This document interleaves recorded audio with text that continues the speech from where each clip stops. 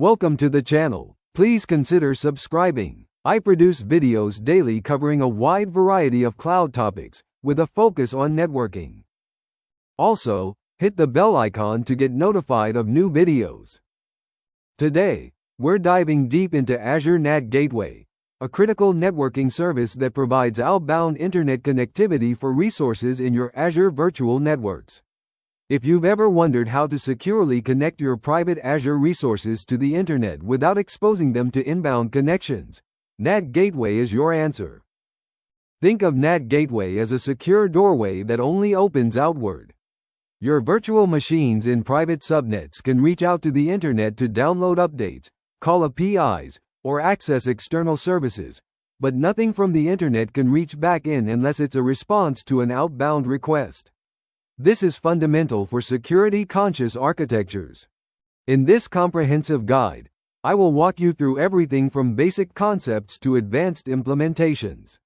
We will explore real-world use cases, dive into the architecture, examine traffic flows with detailed diagrams, and most importantly, I will show you exactly how to implement NAT Gateway using Azure CLI commands with detailed explanations of every parameter. Whether you are architecting a new solution or optimizing an existing one, understanding NAT Gateway is crucial for building secure, scalable cloud infrastructure. Let us begin our journey. Key use cases for NAT Gateway. Let me share some real-world scenarios where NAT Gateway becomes indispensable. Understanding these use cases will help you identify when NAT Gateway is the right solution for your architecture. First, consider the classic scenario of virtual machines in private subnets needing internet access. I've worked with many enterprises where security policies mandate that production servers should never have public IP addresses. Yet these servers need to download security patches, pull container images, or access external APIs. NAT Gateway provides that secure outbound path without compromising the inbound security posture. The second use case is about consistency. Imagine you are integrating with a third-party API that requires IP whitelisting.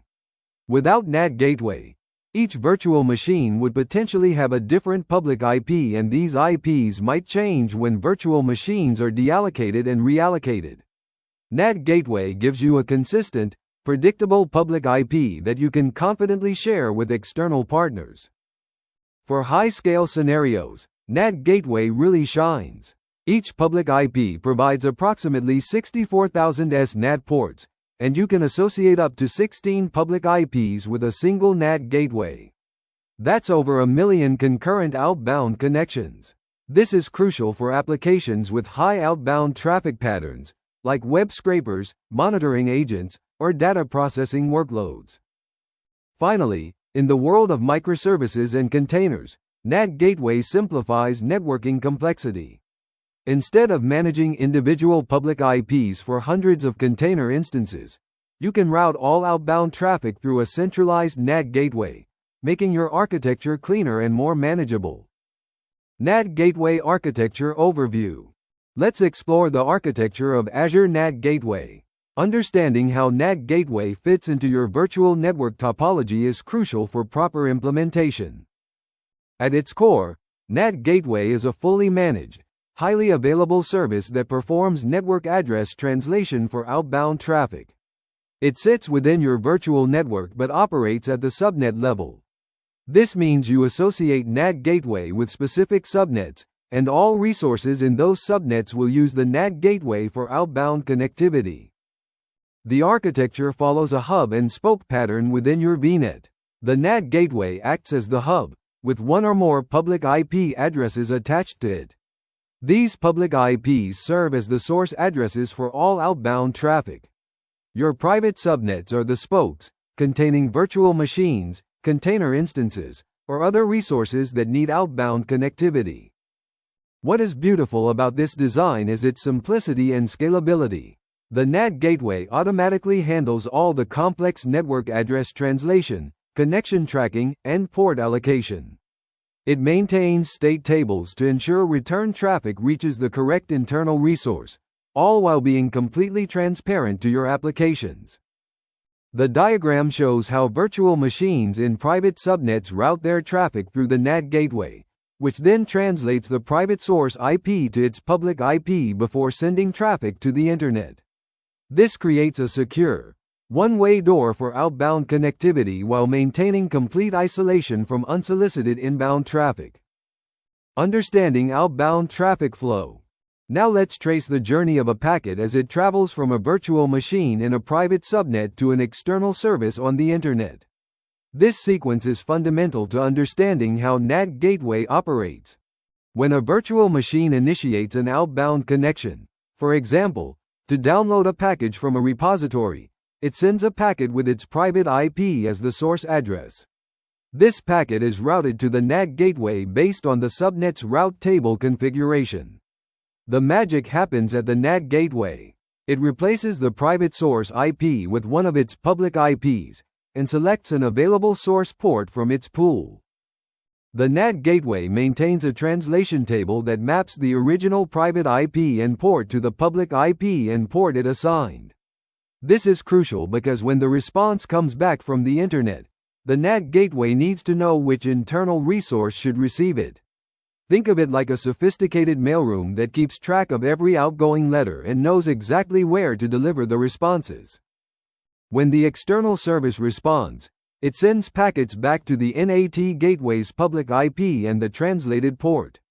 The NAT gateway looks up its translation table, finds the corresponding private IP and port, rewrites the destination address, and forwards the packet to the original virtual machine. All of this happens in milliseconds, completely transparent to both the virtual machine and the external service. This flow ensures your private resources can connect to any Internet service, but external entities cannot initiate connections to those private resources. It's like having a one-way mirror for network traffic. You can see out, but nobody can see in. Multi-subnet NAT gateway configuration. One of the most powerful features of NAT gateway is its ability to serve multiple subnets simultaneously. This creates significant cost savings and simplifies management compared to having individual NAT solutions for each subnet. In this configuration, we see a typical three-tier application architecture with web servers, application servers, and database servers, each in their own subnet for security isolation. Rather than configuring separate outbound connectivity for each tier, a single NAT gateway serves all three subnets.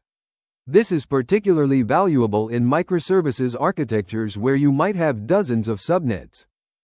The beauty of this design is that all resources across all associated subnets share the same pool of public IP addresses. This means if you are working with external services that require IP whitelisting, you only need to provide the NAT gateway's public IPs, regardless of which subnet or tier the traffic originates from. This greatly simplifies firewall rules and access control lists on the external service side. From a capacity perspective, the NAT gateway can be associated with up to 16 public IP addresses or public IP prefixes. Each public IP provides approximately SNAT ports, so with maximum configuration, you can support over concurrent outbound connections. The NAT gateway intelligently distributes these ports across all connected resources, ensuring fair allocation and preventing any single resource from monopolizing the available ports. This multi-subnet capability also provides operational flexibility. You can add or remove subnet associations without affecting existing connections, making it easy to evolve your network architecture over time. Creating the public IP address. Let's start implementing NAT gateway by creating the public IP address. This is the first critical step, and getting the parameters right is essential for a successful deployment. The command we're using is AZ-network public IP create. Notice that we're specifying several important parameters. The SKU parameter must be set to standard.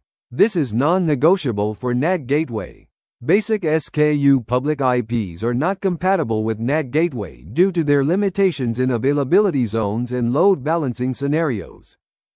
The allocation method must be static. This ensures that once allocated, the public IP address never changes. This is crucial for scenarios where you need to whitelist your outbound IP addresses with external services. Imagine having to update firewall rules every time your IP changes. That would be a nightmare. The location parameter should match the region where you'll deploy your NAT gateway and virtual network. All these resources must be in the same region for them to work together. The resource group parameter specifies where this public IP will be organized in your Azure subscription. There are additional parameters worth considering. The idle timeout can be adjusted from the default 4 minutes up to 30 minutes. This controls how long TCP connections can remain idle before being closed. For applications with long polling or persistent connections, you might want to increase this. The zone parameter allows you to specify availability zones for higher availability, which we will explore in advanced scenarios. Creating the NAT gateway. Now that we have our public IP address, let's create the NAT gateway itself. This is where we define the core properties of our outbound connectivity solution. The AZ Network NAT Gateway Create command creates the NAT gateway resource. The public IP addresses parameter links our previously created public IP to this NAT gateway. You can specify multiple public IPs here if you created more than one, separating them with spaces. This association is what gives the NAT gateway its outbound connectivity capability. The idle timeout parameter here is particularly interesting. While the public IP has its own idle timeout, the NAT gateway's idle timeout takes precedence for connections flowing through it. The default is 4 minutes, but you can set it anywhere from 4 to 120 minutes. I typically recommend 10 to 15 minutes for general workloads, as it provides a good balance between resource utilization and connection stability. Behind the scenes, Azure is provisioning a highly available, fully managed service. The NAT gateway is deployed across multiple fault domains and availability zones, if specified, ensuring that a hardware failure won't impact your outbound connectivity. Azure handles all the scaling, patching, and maintenance. You just configure it and forget it. If you need to support high-scale scenarios from the start, you can associate multiple public IPs during creation using the public IP addresses parameter. Alternatively, you can use public IP prefixes to associate a public IP prefix, which gives you a contiguous block of IP addresses. Associating NAT gateway with subnets. This is the crucial step that actually enables outbound connectivity for your resources. We are now associating the NAT gateway with specific subnets in your virtual network. The AZ Network VNet Subnet Update command modifies an existing subnet to use the NAT gateway. The NAT gateway parameter accepts either the name of the NAT gateway, if it is the same resource group, or the full resource ID. This association updates the subnet's route table behind the scenes, adding the necessary routes to direct outbound traffic through the NAT gateway. It's important to understand what happens when you make this association. Any existing virtual machines or resources in the subnet will immediately start using the NAT gateway for new outbound connections. Existing connections might continue using their current path until they are closed and re-established. This means you can perform this operation without service disruption in most cases. One subnet can only be associated with one NAT gateway at a time. However, one NAT gateway can be associated with multiple subnets, as we will see in the next steps. This many-to-one relationship is what makes NAT gateway so cost-effective for large deployments. After this association, any resource deployed in this subnet, whether it is a virtual machine, container instance, or other service, will automatically use the NAT gateway for outbound connectivity without any additional configuration. The beauty is in its simplicity. No route tables to manually configure, no complex NAT rules to write. Scaling with additional public IPs. As your application grows and requires more concurrent outbound connections, you will need to scale your NAT gateway capacity. Let us explore how to do this effectively. Each public IP address provides approximately SNAT ports. These ports are what allow multiple internal resources to share a single public IP for outbound connections. When a virtual machine makes an outbound connection, it is allocated a SNAT port from this pool. Once all ports are in use, new connection attempts will fail. This is called SNAT port exhaustion. To prevent this, we can add additional public IPs to our NAT gateway. The process is straightforward. First, create a new public IP with the same specifications as the first one. It must be a standard SKU with static allocation, just like our original public IP. When you add this second public IP to your NAT gateway, you are effectively doubling your SNAT port capacity for concurrent connections. Azure's NAT gateway intelligently distributes connections across all available public IPs, ensuring optimal utilization. How do you know when to add more IPs? Monitor your SNAT port usage through Azure Monitor. If you are consistently using more than 80% of available ports, it is time to scale. Also, consider your application's growth trajectory. If you expect a traffic surge during peak seasons or marketing campaigns, proactively add capacity beforehand. Remember, you can associate up to 16 public IP addresses with a single NAT gateway, which provides the capacity for over 1 million concurrent connections. That's enough for even the most demanding applications. Updating NAT gateway configuration. Let's dive into how to update your NAT gateway configuration to add the additional public IP we just created. The AZ Network NAT Gateway Update command provides flexible options for modifying your NAT gateway. The add parameter is particularly powerful. It allows you to append new resources without affecting existing ones. In this case, we're adding a public IP to the existing list of public IPs. The syntax requires the full resource ID of the public IP, which follows Azure's standard resource ID format. /subscription / subscription ID /resource groups /resource group /providers /microsoft.network /public IP addresses /public IP name . You can get this resource ID easily by running AZ Network Public IP Show Name My NAT Gateway Public IP2 Resource Group My Resource Group Query ID. This returns just the ID string, which you can then use in the update command. The update command also supports set for replacing values and remove for removing specific properties. For example, if you needed to change the idle timeout, you would use set idle timeout in minutes equals 15. If you needed to remove a public IP, you would use remove public IP addresses index. What is happening behind the scenes is that Azure is updating the NAT gateway's configuration without disrupting existing connections.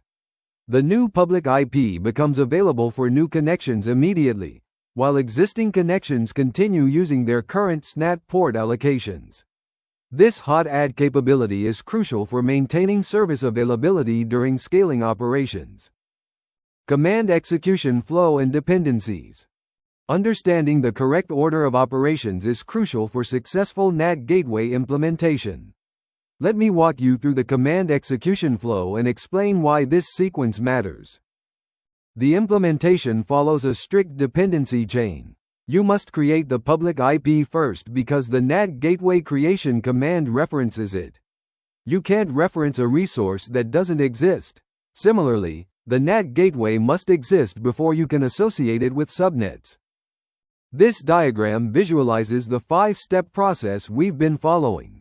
Each step depends on the successful completion of the previous step. If any step fails, you'll need to troubleshoot before proceeding. Common failures include trying to use a basic SKU public IP. Remember, it must be standard, or attempting to associate a NAT gateway with a subnet in a different region. The optional steps, 4 and 5, for adding additional public IPs, can be performed at any time after the initial deployment. This flexibility allows you to start with a minimal configuration and scale as needed based on actual usage patterns.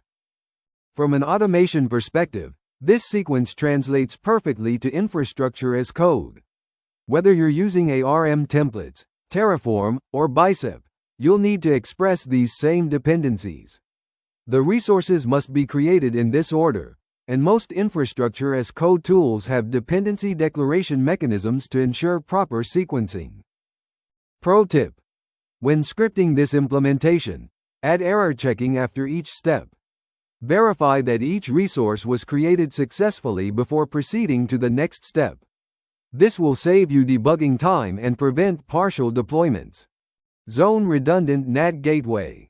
For production workloads where high availability is critical, implementing a zone redundant NAT gateway is essential. Let me explain how this differs from a standard deployment and why it matters. Availability zones are physically separate locations within an Azure region. Each zone has independent power, cooling, and networking. By deploying resources across multiple zones, you protect against data center level failures. For NAT gateway, zone redundancy means your outbound connectivity remains available even if an entire zone goes down. The implementation starts with creating a zone redundant public IP. Notice the zone parameter with values 1, 2, 3. This deploys the public IP across all three availability zones in the region. It is crucial that your public IP and NAT gateway have matching zone configurations. You cannot mix zonal and zone redundant resources. When creating the NAT gateway with zone redundancy, Azure deploys the service infrastructure across all specified zones. This is not just about redundancy. It also provides better performance by distributing the load across multiple physical locations.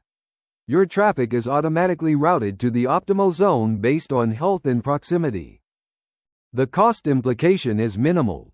Zone redundant resources typically cost the same as their zonal counterparts. The benefit, however, is substantial. Microsoft's SLA for zone redundant deployments is higher than single zone deployments, often reaching 99.99% availability. For business-critical applications, this extra reliability is invaluable. One important consideration is to ensure that your entire network path is zone redundant. There is no point in having a zone redundant NAT gateway if your virtual machines are in a single zone. Using public IP prefixes. Public IP prefixes offer an elegant solution when you need a contiguous range of IP addresses for your outbound traffic. Let me explain when and why you choose this approach over individual public IPs. A public IP prefix is essentially a reserved range of consecutive IP addresses. When you create a prefix with length 28, you are reserving 16 contiguous IP addresses. These addresses are guaranteed to be sequential. For example, 20.10.0.0 through 20.10.0.15. This is incredibly valuable for scenarios where external services need to whitelist an IP range rather than individual addresses. Consider a scenario where you are integrating with a partner's API that has strict firewall rules. Instead of asking them to whitelist 16 individual IP addresses, and then updating their rules each time you add or remove an IP, you can provide a single CIDR block, 20.10.0.0/28. This simplifies management on both sides and reduces the chance of configuration errors. From ASNAT port perspective, a /28 prefix providing 16 IPs gives you approximately 1,024,000 concurrent connections. This figure is derived from 16 multiplied by 64,000. This is the maximum capacity for a single NAT gateway, making it an efficient way to achieve full scale with a single configuration step. The command to create a NAT gateway with a prefix is nearly identical to using individual IPs, just using public IP prefixes instead of public IP addresses. Azure handles all the complexity of managing the individual IPs within the prefix. You can also mix and match. A NAT gateway can have both individual public IPs and prefixes associated with it. Multi-tier architecture implementation. Let's implement a real-world scenario. A 3-tier application where each tier needs outbound connectivity but must remain isolated from inbound internet traffic. This is a common pattern I've implemented dozens of times for enterprise customers. In this architecture, we have web servers in one subnet, application servers in another, and database servers in a third. Each tier has different security requirements and access patterns, which is why they are separated into different subnets. However, all these tiers need outbound internet access. For example, web servers need to download updates and certificates. Application servers need to call external APIs, and database servers need to back up to cloud storage. The beauty of using a single NAT gateway for all three tiers is both economic and operational. From a cost perspective, you are paying for one NAT gateway instead of three. Operationally, you have a single point to monitor and manage for all outbound connectivity. When external partners need to whitelist your IPs, you provide one consistent set regardless of which tier is making the connection. The implementation is straightforward. We run the subnet update command 3 times, once for each tier. Each command associates that subnet with our NAT gateway. The order doesn't matter here since the subnets are independent. After these commands complete, any new or existing resources in these subnets will automatically use the NAT gateway for outbound connectivity. This pattern scales beautifully. I have seen deployments with 50 or more subnets all using a single NAT gateway. The key is monitoring SNAT port usage to ensure you have adequate capacity as you add more subnets and resources. Monitoring and troubleshooting. Effective monitoring and troubleshooting of your NAT gateway is crucial for maintaining reliable outbound connectivity. Let me share the tools and techniques I use to ensure smooth operations. The AZ Network NAT Gateway Show command is your first diagnostic tool. By using the query parameter with JMES path syntax, we can extract exactly the information we need.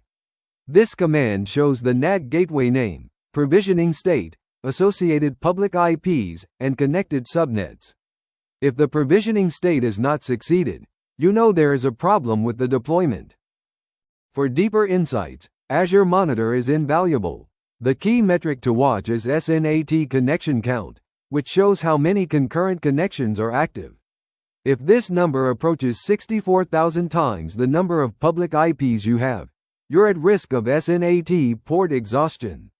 Set up alerts when usage exceeds 80% so you have time to add capacity before issues occur. When troubleshooting connectivity issues, start from the /m use curl ifconfig.me to verify the VM is using the NAT gateway. It should return one of your NAT gateway's public IPs. If it returns a different IP or fails to connect, check that the subnet is properly associated with the NAT gateway. Common issues include SNAT port exhaustion. A solution for this is to add more public IPs. Another issue is misconfigured NSGs blocking outbound traffic. To fix this, ensure the NSG allows outbound connections. Additionally, DNS resolution failures can occur. For these, verify your DNS settings in the VNet. Remember, the NAT gateway only handles outbound connectivity. It does not affect DNS resolution, which uses Azure's default DNS or your custom DNS servers. Performance optimization and best practices. Let's dive deep into performance characteristics and optimization strategies for NAT gateway. Understanding these metrics helps you design for optimal performance and cost efficiency.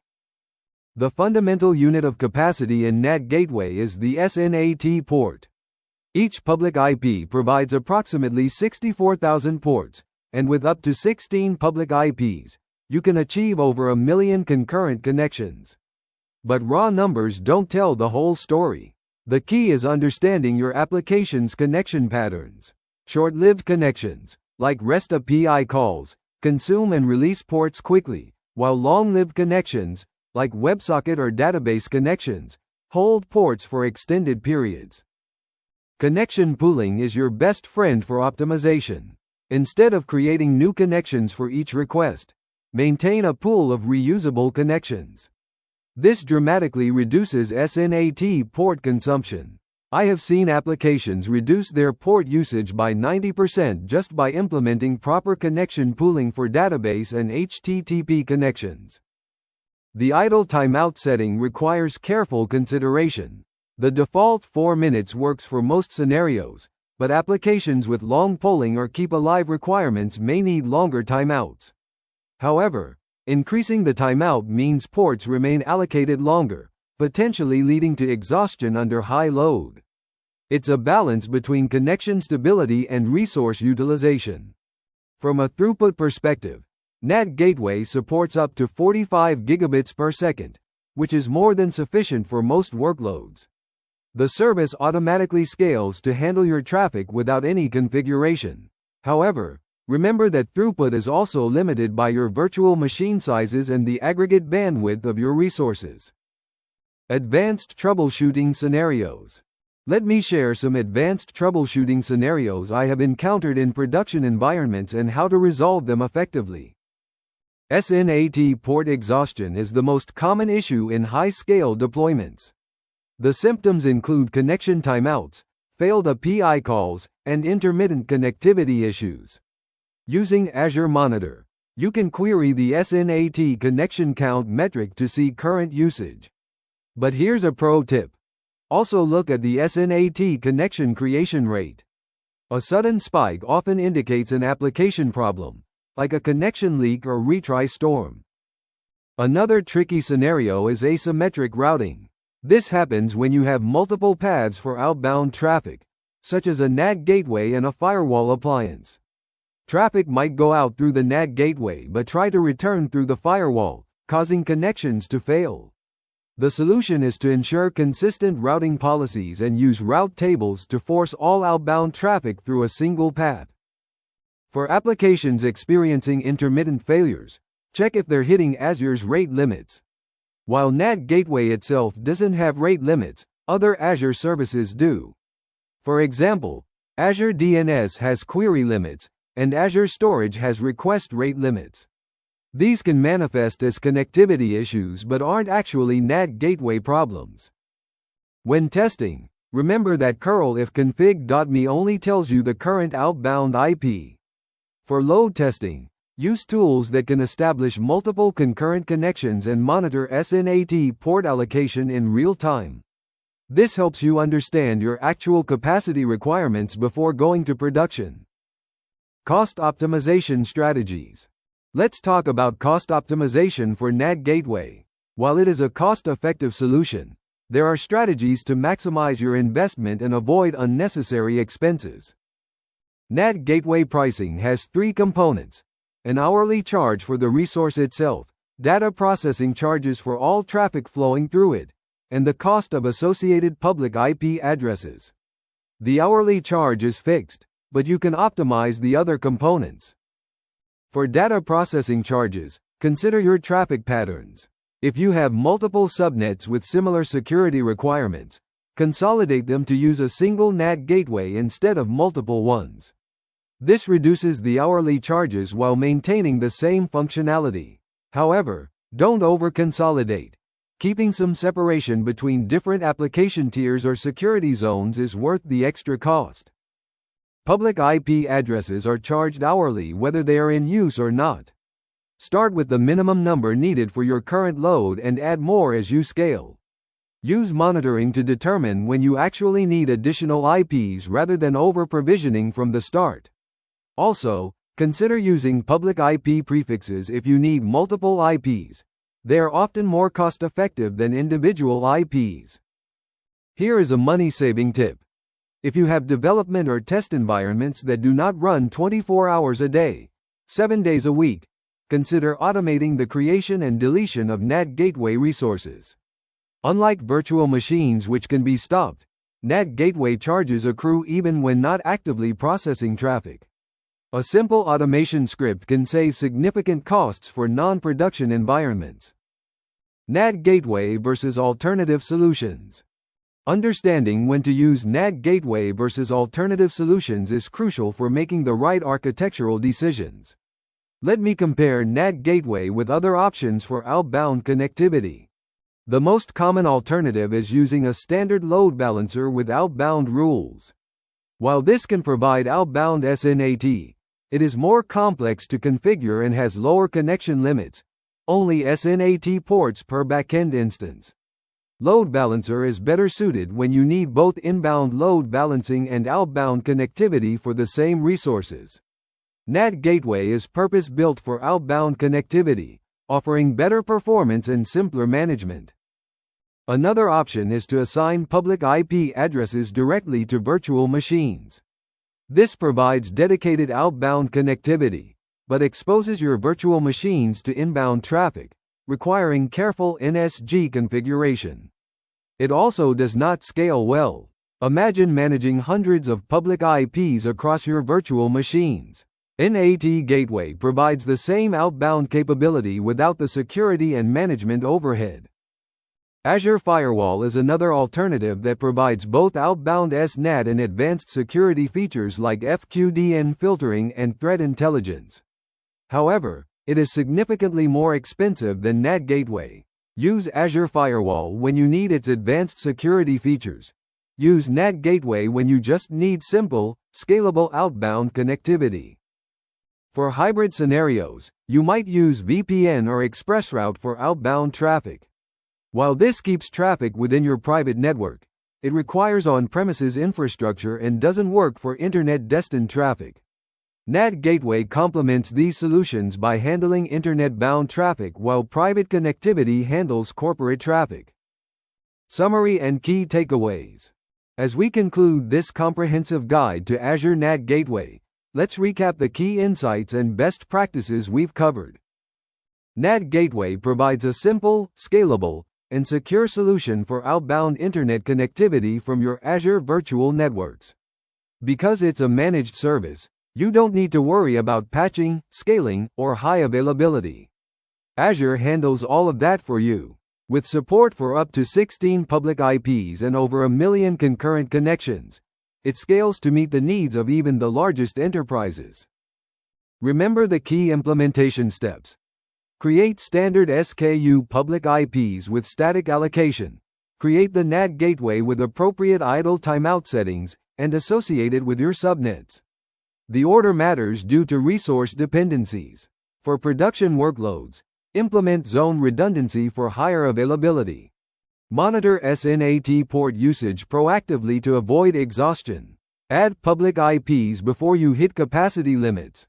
Use connection pooling in your applications to optimize port usage. Consider public IP prefixes when you need contiguous IP ranges for external firewall rules. From a cost perspective, consolidate where it makes sense, but maintain security boundaries. Automate resource lifecycle for non-production environments. Remember that NAT Gateway is just one tool in your networking toolkit. Combine it with NSGs, Azure Firewall, and routing to build comprehensive network architectures. Thank you for your attendance. Please consider subscribing to the channel.